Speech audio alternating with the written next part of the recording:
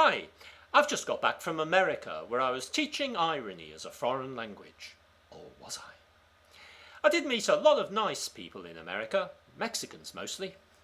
Now it's important to see beyond these cultural stereotypes. I've always had a lot of American friends, in fact, and it's very important to distinguish between the people and the state, as the American government itself has always done so successfully, of course, whilst, for example, bombing Japan or Cambodia or Iraq.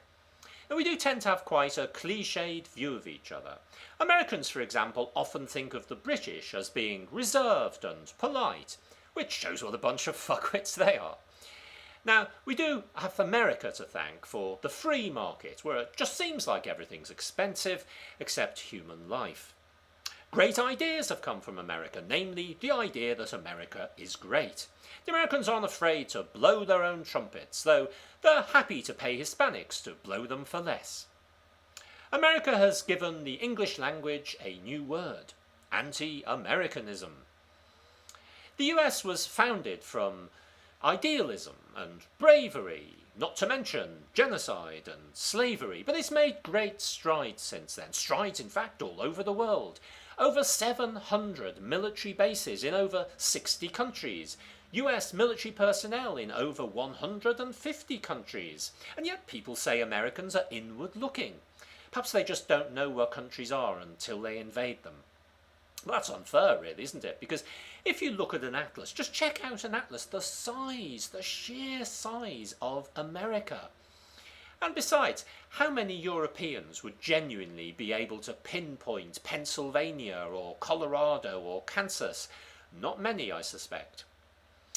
Now, Americans have these great, wide, open spaces right between their ears. The British, of course, are much more narrow-minded. Now, tomorrow's the 4th of July, so I've been thinking about the American Revolution, of course. The Americans managed to get rid of the British monarchy, which is more than we've ever managed to do. The Declaration of Independence, Thomas Jefferson, all men are created equal, inspiring words from a slave owner. But America has changed since then, and only recently, of course, Democrats in America had the choice between a woman and a black man as to who was going to betray their dreams and ideals. Here in Britain, we're soon going to have a choice for Prime Minister between a hollow man and a man who's full of shit. The American Empire is beginning to crumble.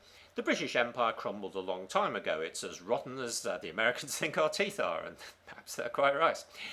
And the British still totter along with our hopes and our dreams and our fantasies and our memories, but we have a special relationship with America. It's like victim and kidnapper.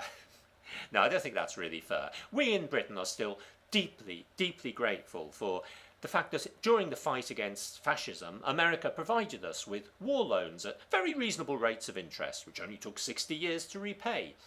So, happy Independence Day. And remember, the main enemy is always at home, though away matches are frequently arranged. Bye!